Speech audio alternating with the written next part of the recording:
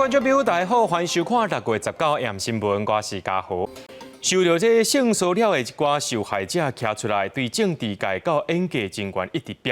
这剧情女主角黄子佼，今中昼有翕影片，承认讲捌甲这查某朋友性骚扰，而且伊情绪无稳定，伤害家己了后，落被送上病院。司法院即马也宣布暂停甲黄子佼所有的合作关系，包括着国民法官的节目嘅影片。一开嘴，目睭就干目屎，艺人黄子佼太太明景如19下晡行出病院急诊室发出声明，希望大家搁还一点时间将代志调查清楚。面对黄子佼牵涉性骚扰事件，也到底面对面无错误。至少我认识佼之后，我觉得他有非常努力的在做改变，还有很努力的希望给大家一些正面好的能量。那以前的事情。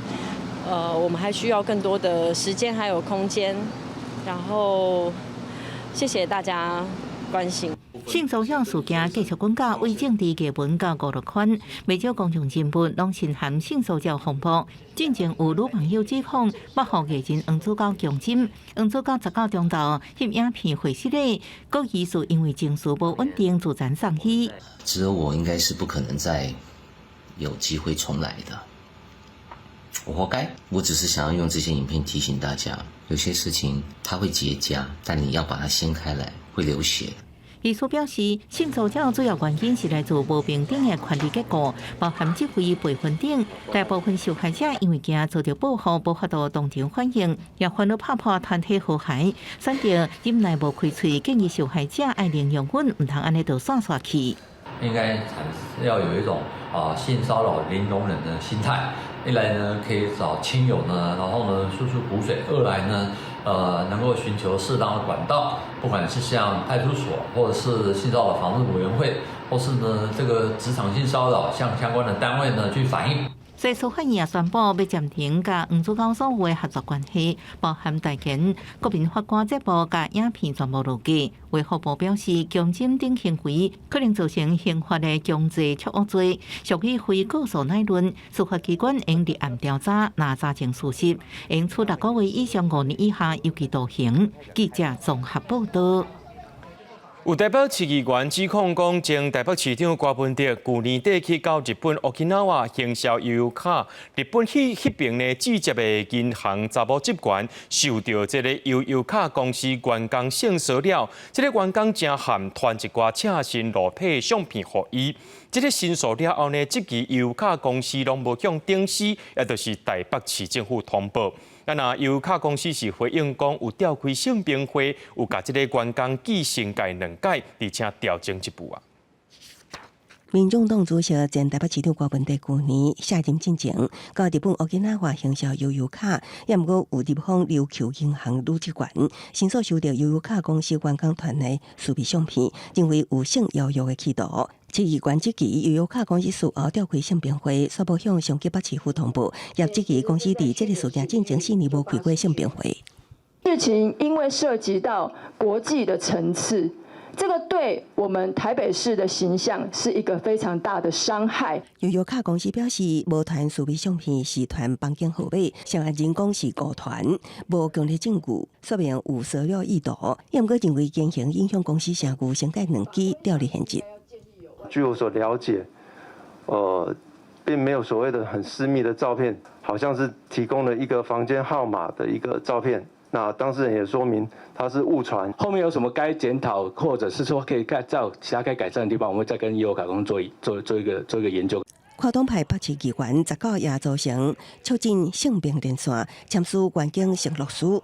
监督北市府希望加做性平带头羊，也毋过正大性骚案搁拖烧，捌伫民众党立委罗香林办公室任职的前助理，指控捌互立委屈新苑骚扰。屈新苑强调，指控无影无迹会提告捍卫名誉。我不认识这位助理，跟他也没有工作上的这个从属关系，所以这件事情是子虚乌有，造成名誉的妨害。我们后续将会做提告的动作。在职期间没有申诉，我也当然就没有受理，也没有办法处理哈，这是一个事实的部分。罗香林好人家案18者强调，这名前助理即马是社民党的全国会员，用性骚网手段对民众党政治斗争。不过19个发文强调，这场发生前期，雇主有被当推卸责任，会启动调查。早起已经召开性骚扰防治会议进行调查。记者综合报道。美国国务卿布林肯访问中国2天，伫咧当美国进程呢，今下晡有和中国国家主席习近平见面。另外，布林肯也见到中国外交政策上界关键的官员王毅。根据中国官方媒体报道，讲这王毅态度是打正嘅，要求美国唔通一直讲中国威胁论。有学者认为讲，布林肯这抓去到中国任务，就是要改善中美紧张的关系，也要替拜登和习近平可能伫咧今年11月 APEC 顶头会面先来铺路。美国总统拜登上任了后，访问中国最高级别的官员国务卿布林肯访问会美进程，19下晡4点半正式甲中国国家主席习近平见面。双方在一些具体的问题上呢，也取得了进展，达成了共识，这很好。国与国交往啊，总要相互尊重，以诚相待。我也希望国务卿先生这次访华呀，能够为稳定中美关系多发挥积极作用。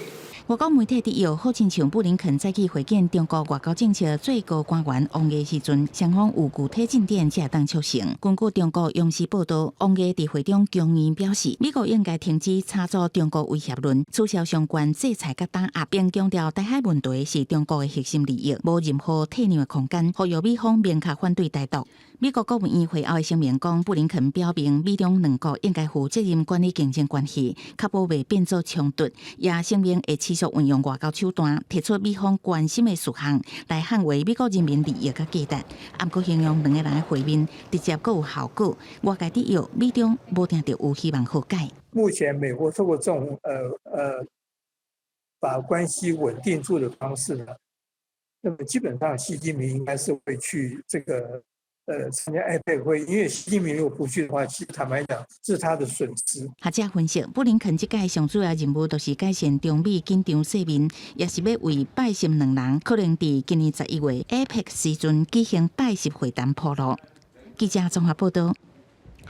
有民众向媒体投诉，讲这中国东方航空的航班对南京飞到高雄，可能是无照特定路线去飞；对台北飞过台湾西部到高雄，才有可能会出现这国安的疑虑。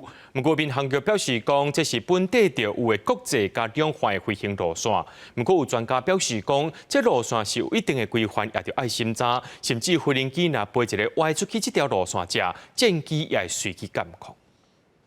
为即时航班追踪网站会当看到，中国东方航空飞行机为东京飞往高雄途中，直接为台北软过规个台湾西部陆地。有民众向媒体投诉，这个班机技术无按照航向规定，恐惊有国安问题。不过经过查证，这是疫情了后复航的两岸直航航班。民航局飞行是现有的国际航路加两岸航路。航路其实早就已经画在那边了哈，所以只要它民航机有申请，那它的这个路线也是合可的这些路线，我相信不管是这个国安当局或者是民航单位，都会给它一个合可啦哈。所以基本上就是个基本的民航的航线哈，对于这个国家安全来讲，应该不会有太大的疑虑才对。再来看卖另外一班两岸直航航班吉祥航空上海飞高雄，飞行路线也是为北部进入台湾，直接软过西部到高雄。专家分析，那航班偏离航道上严重，是指涉及挖进机坪区域，国军也会看情况采取行动，像地空机也是地面战机紧急升空过去查看判飞。主要还是去了解这个空中的目标究竟发生什么问题，他不听这个指挥，然后或者是说甚至还越来越靠近我们的敏感区域，那当然后面就还有一些相关的作为，甚至包括击落都是一个选项。张世豪表示，民航机也有可能因为天气因素等原因偏离航道，航管单位发现班机偏离航线，拢会试着甲飞行机联系，确认原因，等因素消除了后，会要求回归正常航线。记者综合报道。来看新加坡的航空公司酷航，今日透早对韩国的真川飞台湾。这班就是 TR897的这个航班呢，飞行机要起来时阵，发现讲伊的电脑压力异常，一直到桃园机场起来了后，才发现讲机片下骹2粒电脑倒边迄粒已经落去，规个连坑拢拍无去啊！即马晓得咧桃园机场等零件来才当处理。交通部长王国材表示讲，包含着民航局甲相关单位，拢会照程序来进行调查。无人机慢慢降落伫桃园机场，啊，毋过详细细看片链所在少一粒电仔，只剩正链咧厝。地勤维修人员赶紧到现场检查，为什么会无去？这是新加坡属的航空库航，19半暝12:02，为南韩人团飞来台北的 TR897航班降落时阵，发现黑暗不正常，想不到竟然是片链少一粒。飞机的轮胎，不管是前轮或主轮，它的那个装卸的话，装上去的时候，不但是要螺丝要上紧，而且呢，螺丝该有的地方它还会打保险丝，所以理论上来讲的话，应该是不会犯这种错。李浩伟认为，咱落去甲飞行员无关系，主要是地勤人员维修问题较大，而且飞行机的速度是汽车5到6倍以上，不管是前链或者是主链落去，危险性拢真悬。是不是因为属个航空票价较低，间接造成地勤维修人员工作量超过负担，这维修疏失，管理阶层也是爱检讨。航空有它的标准作业程序啦，如果牵涉到一些维修的一些状况，发生一些状况，我想包括我们的民航局还有这个相关单位也会做一些调查。在这个飞机还没落地之前呢，我们这边航管就有收到这个韩国仁川那边的通知，就是说在他们的机场的跑道呢，有看到轮胎的胎皮，在飞机落地之前呢。这个机长呢，并没有说需要特别的帮助，但是我们桃机还是有准备。那后来这架飞机是平安落地。那目前的情况呢，事故发生国是属于是韩国。如果他需要我们帮助，那我们就会提供相关的协助。因为规组金属库落去，还搁等零件来维修。库航表示，已经为旅客安排大或者是退钱。19透早点半飞去新加坡的航班取消了后，该由 TR897D 替代航班来飞，搁伫暗时8:45出发。记者综合报道。伫屏东万丹新正路一间人家厝传出枪声，警方接到通报了后，讲这厝主有枪，再去派人去查。嫌犯看到警方甲因兜围掉咧，随对外口开3枪。双方是经过1点钟，亲戚朋友去靠近嫌犯，这嫌犯才出来投降，也伫咧嫌犯的车顶抄到枪甲毒品，专案移送地检署侦办。民众秘伫厝内唔敢出门，因为门外传出枪声，警方咧向嫌犯发声。出来！香港，因为我们乡下很安静，从来没发生过我以为的可怜事迹。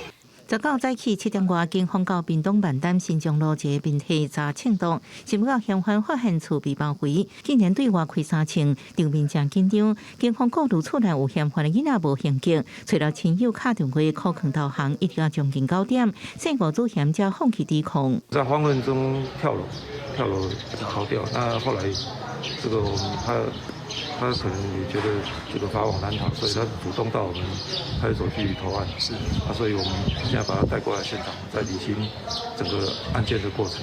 当天白日地下区传出枪声，门顶悬阁楼、枪支坑，附近民众拢惊一条。嫌犯投降了后，警方为厝内加洗5组嫌太太后车厢内底，查出规刀的非正式手枪、长枪、枪支甲毒品、海洛因这些证物。事前我们是有掌握部分的情资。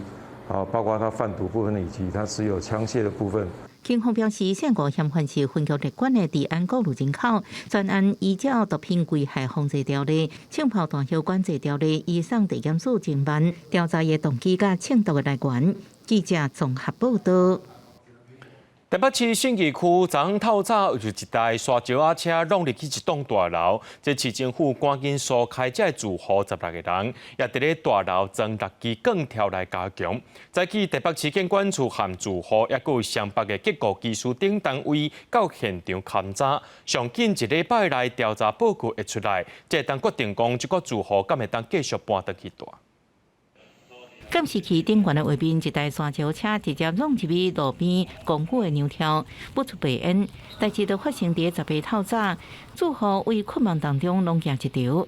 你看那个柱子整个断了以后啊，那个柱子啊跑到他那个车子上面去，整个弯掉了。登记甲事发地点的停车卡将近50年的老公寓，除了疏散56人，也紧急将6支 H 型钢条来支持，关暗头补强。只是6支条将店面围掉了，未来安怎做生意，店头也真头痛。要看结构师的鉴定起来，他才有办法判是危楼还是那个可以拆除啊。北市府建管处会同上北结构技术工会甲住户上楼每一户勘查，除了使用精密仪器测量是毋是有出去，也进一步确认建筑物结构是毋是安全，都惊地动一来效果不堪设想。他当初的结构设计荷重是多少？那因为现在是6根钢柱在支撑着，它到底够或不够？侧向力、垂直力是现在分布的情况是怎么样？我们会去做一个了解。我有要求所有的焊接要在确认一下，全部所有的环绕焊都要切实的再焊好。所以我们昨天到告一段落才收工。鉴定报告上紧伫1礼拜内出来，到时阵市府会通知住户是毋是用转去。即马伫结果还未出来进前，大部分的住户只好住伫旅馆内底。要住户讲，即马干呢用行一步算一步。记者综合报道。日本半官方智库战略研究论坛伫7月要举办台海危机并列推演，头一届邀请台湾的人员来参与。日本、美国也有台湾3方面的头一届做伙来推演，聚焦放伫咧中国对台封锁，也有武力犯台。有学者分析讲，日本主动公开推演的消息，代表日本对台湾的战略也变加真清楚，也等于是甲中国拼命啊。中共持续军事扩张，威胁印太区域和平。日本战略研究论坛秘书长中野礼子6月初带团到台湾访问，除了甲咱官方智库国防院交流，各公布7月要伫日本东京展开台海危机预演。这是日本半官方单位第3届举办预演，头一届纳入台湾人员美台日头一届协同预演，组织中共犯台。学者认为，日本主动对外公告意义重大，代表日本对台走向战略清楚。透过双边或多边的这个对话。那就可以进行危机的控管，也就是在台海如果出现紧张的时候，可以避免危机升级。那同时也可以对北京传递一个明确的讯号，就是民主国家这边就是会团结，就是应对中共的威胁。苏志芬分析，3方预测牵涉到政治战略层面，主题对台封锁加大规模武力犯台。南方可能提出后备部队运用，美方就出兵协防台湾，日本飞弹部署进行深入的讨论。但是咱国甲美国各买4台 MQ-9B 无人机，一定2007年交付。美方人员原来进驻华联，传出美军会当优先掌握情报资料。我想这个都是在计划以外的猜测。台美之间军方的合作都有按照相关的规划。计划在进行。空军司令部回应 ，MQ-9B 卫星资料链是由专用保密器执行情资传输甲接收，由咱方运用所得到的资料，未发生资料先交由美国的进行。总统厅国南国造台船打造头一只慢动级两栖运输舰玉山军舰，传出19成军典礼，海军部公开，由海军司令主持授旗。玉山军舰是我国依照作战需求所设计新型的2栖作战舰艇。学者表示，玉山舰一旦发挥军事外交，支援其他国家重大天灾，舰是一旦停靠两栖车辆舰艇，投射兵力，展开两栖登陆作战。记者综合报道。北韩顶个月31日发射这军事侦察卫星失败，这个月16到18，北韩劳动党要举行中央委员会扩大会议。北韩官方媒体说是公开承认发射失败是上界严重缺失，也讲到领导人金正恩批评太空计划负责官员。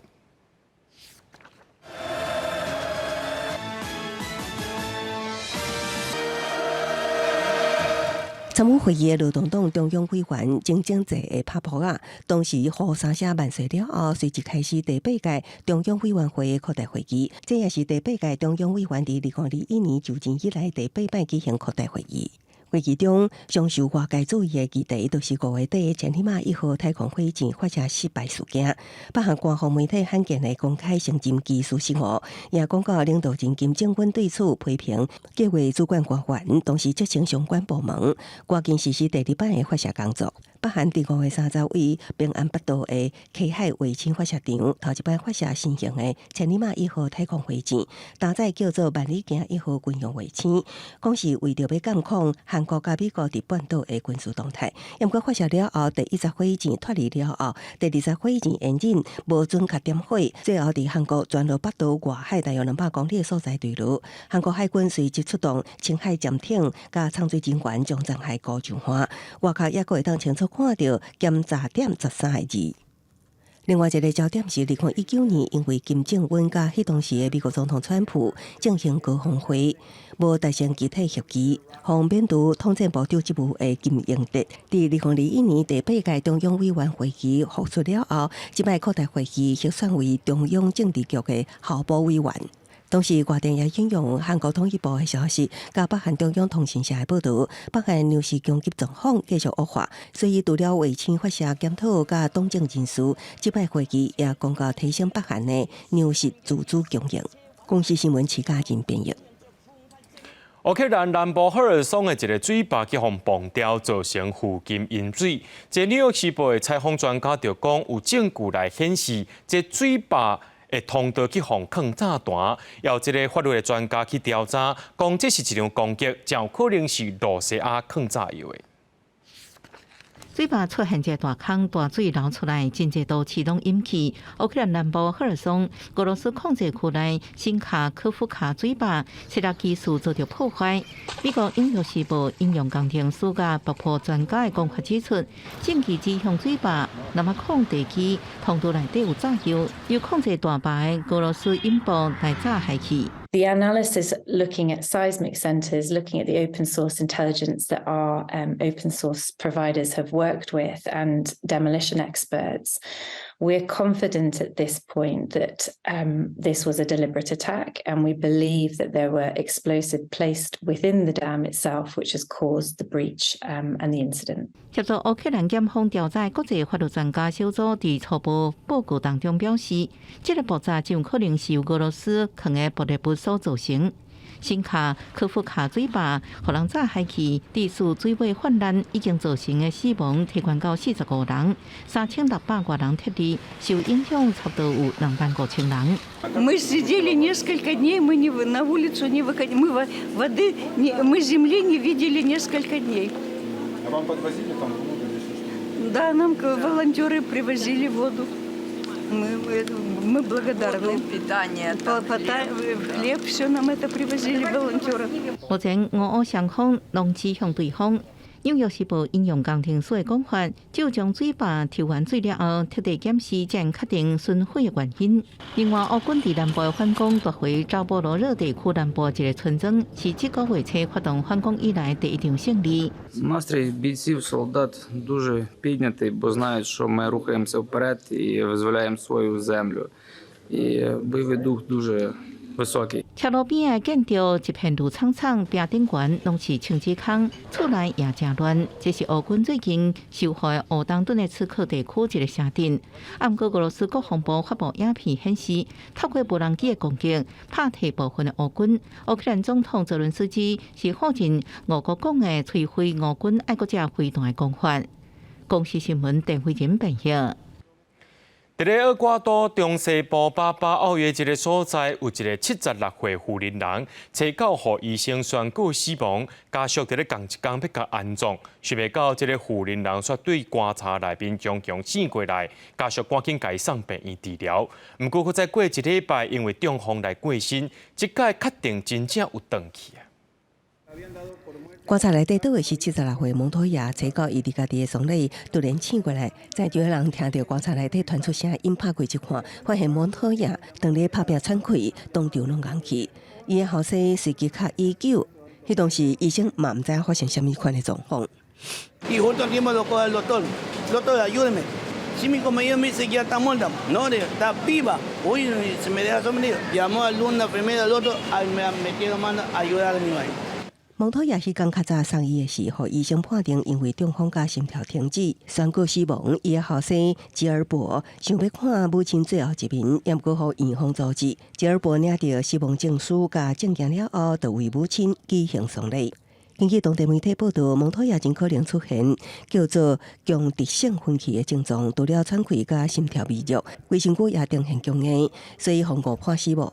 救死过身的母亲刷锅活起来，吉尔伯惊过去，将伊送回病院治疗。Son ellos ponen encima de la cama, se da cuenta y mi madre comienza a hacerle así comienza a golpear con la manito o la manito izquierda.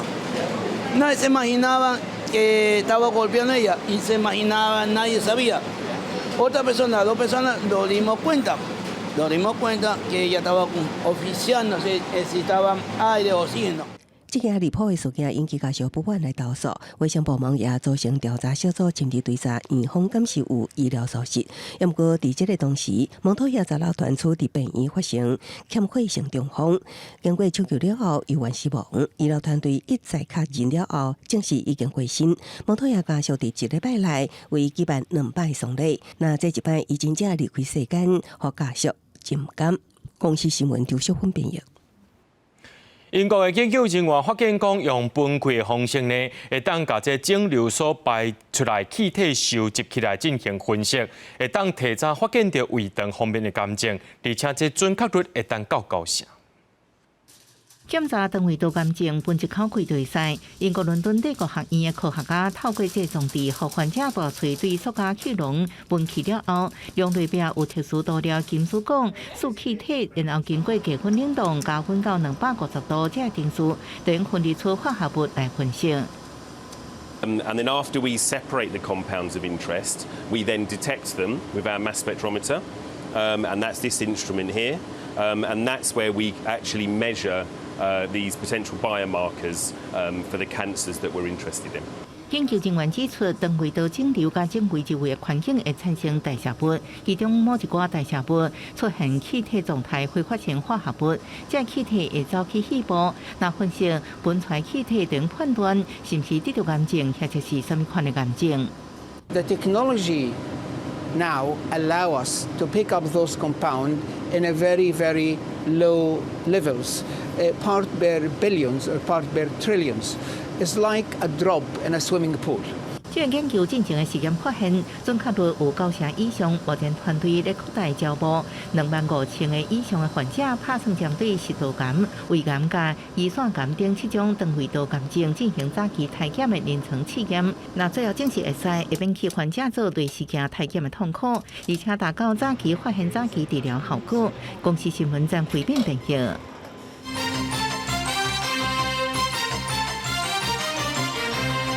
讲到新北市饲囡仔食药啊，这个案件继续在咧滚价。新北市政府证实讲，进前邦桥幼稚园有4个囡仔检出微量的巴比妥，因的检体已经送到北营检验。另外讲到实质同款有囡仔去食到这个药啊，检出微量的这个苯二氮平类的药物反应。这间幼稚园的囡仔有80人检验，检就77个人阴性，抽血检验。这个巴比妥的人呢有16个，其中一个是验出来这个标准值关1/10啦，会另外再上检验。我们当时在入园的时候呢，有4位有验出微量。那这4位的这个检体呢，我们都已经送到北荣的质谱仪去做检验。食药案全国关心，进前验出少量巴比妥的邦桥细汉囡仔检体，目前马上北营检验。实际细汉囡仔验出少量苯二氮平类药物反应案，卫生部公布质谱仪检验结果是阴性。全部采验结果19公布，拢总80个细汉囡仔验入体检苯二氮平巴比妥77个人拢阴性，会检测苯巴比妥16人，其中1个要换会送质谱仪检验。血液检测苯巴比妥16人，15人在1个 microgram cc 以下，1人为临界值经过家长同意，该检体将送质谱仪做进一步确认检验。新北市案继续论战，赖清德呼吁新北市应该公布细囡仔戒断镜头，也甲是毋是有饲彩虹药水。侯友宜搁再回应，市政府积极配合司法调查，万分抹黑黑白帮风向。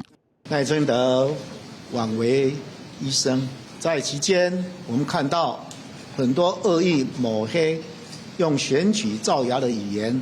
这才是我们最痛恨的一件事情。成立跨部会的这一个小组，然后透过这个小组呢，来确定所有的检验的标准，以及盘点全国幼托的系统，希望稳住我们的幼托跟幼教的整个体系。市药啊嘛冲击教保员传出恐惊出现几点人换头路，幼教团体嘛要发起查清楚责任进程，即马开始，全国教保员应该全面停止市药的服务。从原来大家的怀疑。由含沙射影，现在变成血口喷人，家长没有办法整个信任我们的话，那我们就停止喂药。教部表示，幼教法实施准则，明定幼儿园爱定出托药措施，也甲就托药进行相关规范。今年会追加经费，补助地方政府办理用药，也甲托药治疗演习，强化维护小囡仔健康。记者综合报道。囡仔放饲药的案件还未煞，高雄市政府是唔敢大意。除了连锁幼稚园，最近搁在扩大清查高雄市内2700间的医疗院所，其中发现讲有4位医生开药啊较无妥当，无应该把这苯巴比妥摕来治疗腹肚滚甲疼症状，已经下令停业，而且甲因罚钱。那台南市是有提供免费采检，也有老师斗饲药的 SOP， 希望建立家长甲老师之间的信任。高雄市政府19早起大动作开记者会，公布针对新北幼儿园学生囡仔饲药的事件。高雄市政府扩大清查全市2702间医疗院所甲药局，其中145间有苯巴比妥。有4个医师牵涉到用药不当，会依照医师法甲管制药品条例处罚，下令休业，也是并科11万至33万不等的罚金。裁定停业1到6个月。对于呼吸道的感染，它并不是一个适当的用药。那在婴儿肠绞痛的话，也并不是一个符合医疗常规的用药。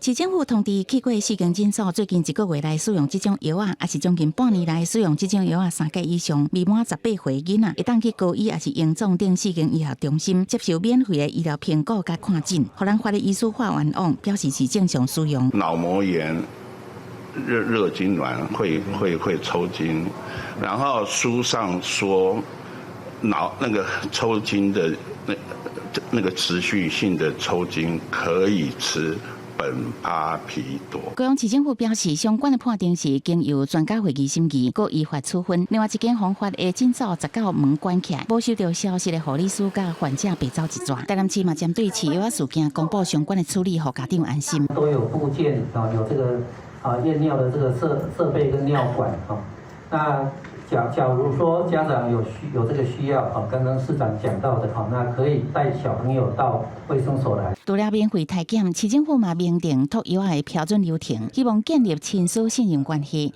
医师提醒，若囡仔有原因不明爱困、步伐未知的状况，会当主动就医查清楚。另外，苯巴比妥半衰期是3至5天，大部分未老病母。不过呢，长期间食药治疗养型的患者，都爱互医师定期追踪评估。记者综合报道。南科内诈骗案件是真严重，敢若台北、新北甲士林3个地检署检察官手头身的案件当中，含诈骗有关联的，就占1/3啦。前线检察官就批评讲，人头口座是一大堆，也若第三方支付平台拢无伫咧管控，造成诈骗集团遐尼猖狂。这金管会、数位部也个 NCC 拢无伫咧管理。查甫人烧酒瓶高，环境地边卖货，追对方的一举一动，将车手甲监控手掠起来，个人因为假投资被骗，即摆个人为进入银行找头路，被控假做诈骗车手。一开始老板给我那个 ERP 系统，教我一些怎么操作，这样子入库存啊，干嘛的。居家上班做大概快2个礼拜后，就被请帮忙去跑货款。民企就透露，看起真正常，蔡小姐无怀疑。有时阵指派协助民交汇款，按过经手这钱，全部拢是骗来钱，单位都是诈骗集团。所以强调，唔知影有缘互检方起诉，诈骗犯行都检察官批评，开户伤过简单，凊彩卖底济，引发人头笑话乱象。我觉得说一定要列黑名单，黑名单列出来以后。有些人最严重的是禁止一定期间内开新户，甚至呢，他一生在这个期间内，他就总数只能持有1个账户。人头笑话列比说，10多年来，以上20多万人。新北地检署检察长阁表示，中国信托银行是诈骗爱用户。以上统计数据，中信银涉案警示户头超过3成，比其他银行较悬。诈骗一大乱源，检方也将目标指向第三方支付，因为开价无限制，造成虚伪笑话暴量，个人背上无立管，也通用加密货币犯罪。陆方金管会、司法部推责无作为，就连 NCC 也被点名，国内5大电信提供予中国人士办邮门号100万机，按过今年1月到3月只有2万多人来台还，显示有97万机是无正常的用途。除了从修法方面来进行修法之外，事实上我们也希望整个优化整个检察官在侦办这类案件的办案的环境。检察官会生气，因为敢若是台北、新北甲士林地检署新修案件当中，诈骗案都占1/3，代替其他案件侦办能量。精选检察官划写各机关检讨协调，打造国家队动起来，为源头来扫除诈骗。记者综合报道。讲到台南天狗日的本土病例下晡增加一例，已经有15例了。初步研判是同一个传染源无传过现象。市政府除了把这积水清掉、做探病网的密度调查以外，也伫社区扩大采检。那讲到高雄，也开始甲伫台南收集的6个行政区进行消毒。下晡有去到新达干的市啊，也发现讲这个所在有一寡积水，才拢一摆进去。巡检人员每一户检查积水的容器，都加正做带病网的温层。每一天都必须要有人，在我们里内、周遭、附近做好我们那个稽查的部分。台南市18增加3件本土病例，2例伫东区，1例伫仁德，19也增加1例是进前确诊病例家属，总共已经有15例，初步判断拢是同一感染源，会继续伫仁德成功里活动中心设置扩大采检站，今麦到1采检就上电网拍。因为我也担心那个登革热会传染到我啊。高雄市严加放令，透查官员带队到新达港渔夫市集，扩大巡检，发现公共便所、洗手台、排水管漏水，涂骹有积水，青池也有网啊，也有大型水桶下骹积水。我们从6月15号成立了北高雄6区的指挥中心以后，其实我们每天都针对每一个区提出的问题，我们都马上及时解决哈。市府表示，北高雄家庭乌来录到阿莲、公山、田寮这6个行政区外台南，15已经成立指挥中心，一个防堵，希望让民众安心。阮是拢水沟，阮有特别白清啦，阮会漏海水伫互清安尼啦。海水伊网桶敢毋敢味啊？你若食水伊会味网桶啊。靠只登革热袂惊呢。爱迄落啊，爱有红啊。这是顶一周末进行高风险定向带病网检测的时阵，发现2个学校分别出现校内真侪所在阳性点，有真侪积水的容器，这现象拢被要求改善环境。记者综合报道。过一节特别到啊，伫高雄有一间肉粽店，因为订单伤过济，伊就请11名失联的义工来斗白粽，互移民署高雄专勤队查到，这肉粽店的头家可能要罚到75万。家里头提出，本想伫红寮汤的边仔包粽，有来速度2-3下就包好一粒，也毋过在场赶工的员工拢是导游义工。这外国的呢？这外国的呢？高雄这间肉粽店因为5日这订单伤济，请用逃走的义工包粽，1位来做印尼，其他10人来做越南。印尼这义工伫知影下方欠款，艰苦甲哭出来。店家因应端午节订单爆满，竟铤而走险，雇用义工赶工包粽子，后续可能因为违反就业服务法规定，遭采处巨额罚款。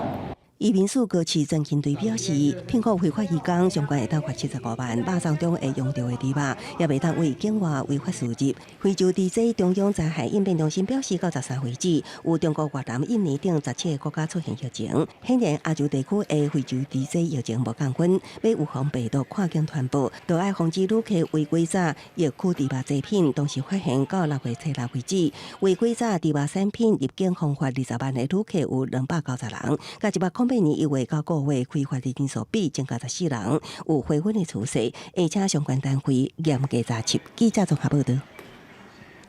端午伫要到咯，是药署进行着联合国地头的一个卫生局，针对肉粽甲相关食材抽检，其中伫新北苗栗拢有抓到这鸡粽违法掺平洗案例。为着要互民众食到这安心的粽，中华关卫生局就推广用3片磷酸钠来取代平洗，要提供试用包互民众。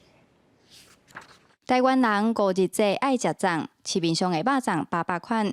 食药署进行联合国地方的卫生局，针对肉粽甲相关食材抽检，中法官无验到违规行为，但是卫生局提醒，若想要买鸡粽的民众，爱特别注意有违法滥冰洗无。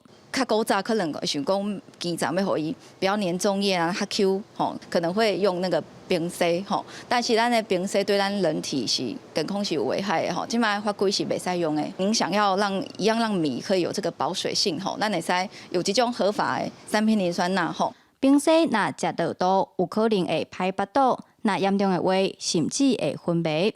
根据食品安全卫生管理法规定，违法滥冰洗，上重会判7年以下有期徒刑，佮爱罚8,000万以下的罚金。中华关卫生局表示，若要做鸡粽的话，卫生局有提供合法的添加物，民众有需要拢会当摕回去试用。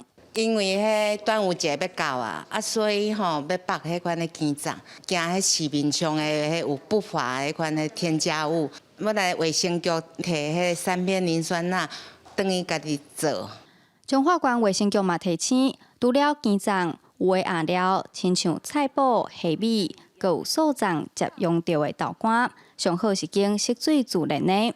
若食粽嘛毋通混伤侪酱料，一顿莫食超过2粒，尤其爱甲菜类食，则袂5日节过了，胃肠煞无爽快。记者杨淑晴综合报道。台湾已经进入到高龄社会，国发会预估2025年65岁以上人口会超过2成，才做超高龄社会。事实上，有一寡庄头这老大人的人数已经超过3成，高龄化的情形是真严重。除了这中照，也有在地老化政策。那转来面对这高龄化的社会，要安怎变通呢？来看台记台专题报道。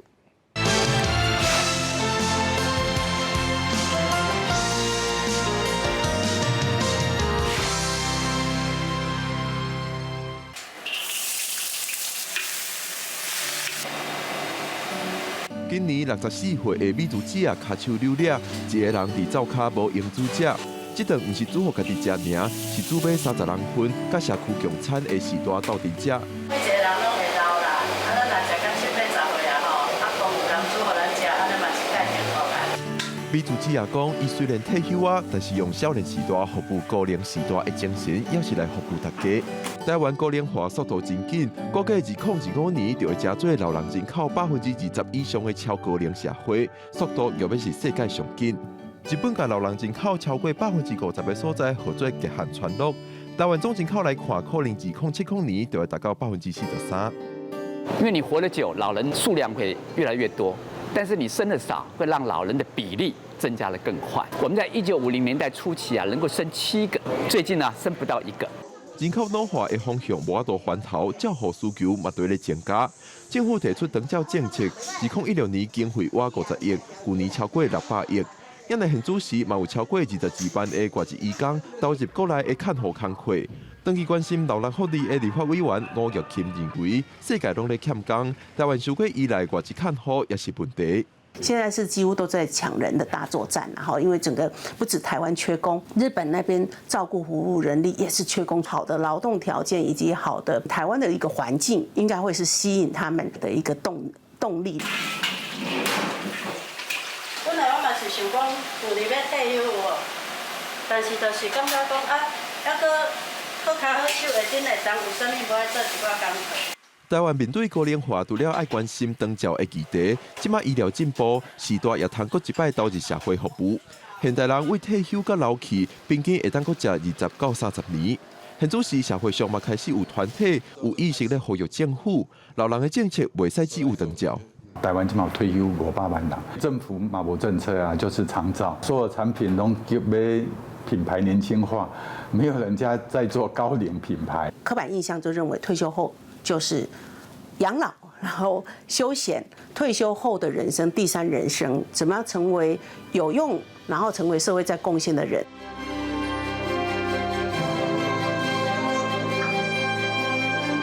台湾战后教育开始普及，经济也快速发展。真侪这样的人，虽讲渐渐有岁啊，不过要是身体健康，而且有丰富的资产，对社会要是会当有真大的贡献。若是通透过政府的政策，让时代会使过一摆发挥，渐渐高龄化的台湾就会使有新的可能。记者郭文耀水在北报道。讲到昨年6月到8月是台南白河莲子特别大出的时间，今年因为欠水呢，这种莲花面积也减少真侪。另外讲到这个白河这个所在，农村共款碰到欠人的问题，农民也讲，即马连白莲子的工人拢真恶找。台南白河种莲花面积因为是全台湾占上济，今年因为欠水造成莲残整个面积，农民估计降甲剩50公顷左右。不过莲子出产速度也是相慢，因为农村人工老化，佮欠缺，农民讲收成落来要买莲子的工课，真好找着人来斗相共。咱的莲子这个生产的过程中，拢是爱人工。咱的农村内底，咱的这人工愈来愈少，年岁若愈来愈多话，其实目睭伊就无法度去买这个莲子，这拢是足大的问题。买莲子的过程，对莲苞甲莲子摕落来，甲莲子壳用好开，出来内底有毛仔甲心甲摕掉，安尼才算完成。农民表示，买一台斤卡手马上紧爱1点钟，整个过程真够工，所以今年莲子计数对咧也悬。为着要推广在地产业，公所带民众直接靠田做体验。阮的游客讲一包400-500块，来遮贵，来体验一下，才知影讲原来要食一粒莲子是非常的无简单。这是阮办小旅行最大的一个目的。莲子收成过程，敢若会使靠手工，白河莲花产业即摆出现人工断层问题。农民讲有单位正咧研究白莲子的机械，希望早日会使试验成功，互产业恢复永过光景。记者李上台南采访报道。伫咧匈牙利这个国家呢，有一个匈牙利台湾协会，这会员内面有台湾人，也有匈牙利人，因是真拍拼伫咧推广台湾文化，拼台湾的知名度。也因为这作风车剧团去到遐演出，因要甲邀请，希望讲会当向匈牙利人来推广着咱的台湾文化。记者即摆伫咧波特贝斯伊丽莎白广场边仔的一个 club， 这个 club 边向是会有侪少年人一直行搭。伫咧匈牙利台湾协会的媒合之下，中央剧团甲台湾文化总会就直接表演，向匈牙利少年人展现台湾的文化。It's so fun because I have never tried and it's so cute. You know the little faces, the puppets. Yeah, I really love it. To start it, it's funny and it's easy to get on the hand. Yeah. 中央剧团甲文化总会伫现场的布袋戏教学、戏剧演出甲画面，都是由匈牙利台湾协会所安排的。透过社群消息的报上，现场也来了侪点伫匈牙利生活的台湾人。其实我以前比较没有在关注这个，可是在这个地方看到就觉得还蛮特别的，还蛮感人的。他刚才播那个是什么庙会吗？都快哭了。比如说我们可能很多传统的文化或是节日不会特地去过，因为可能比较麻烦一点。那但是像借由这样的活动，可以带给我们的回忆。匈牙利台湾协会成立伫2001年，成员有点伫匈牙利生活的台湾人，也有捌到台湾生活过的匈牙利人，拢是共同咧为推广台湾文化咧拍拼。之前我们有一个在台湾的兰花也是非常有名的，世界有名的，所以在兰花协会匈牙利兰花协会展的时候，我们有在那边设立一个摊位，教大家如何写中文啦，或者是拿筷子啦，这些简单的很容易让大家学会。的台湾文化。另外，总统蔡英文18也伫 Twitter 发文宣传即摆中央剧团甲文化总会伫匈牙利的演出。文琪讲，真侪匈牙利民众对台湾是真兴奋，希望透过这款的文化外交，互大家更加认捌台湾。记者官曾俊佑报道卫视报道。谢谢大家。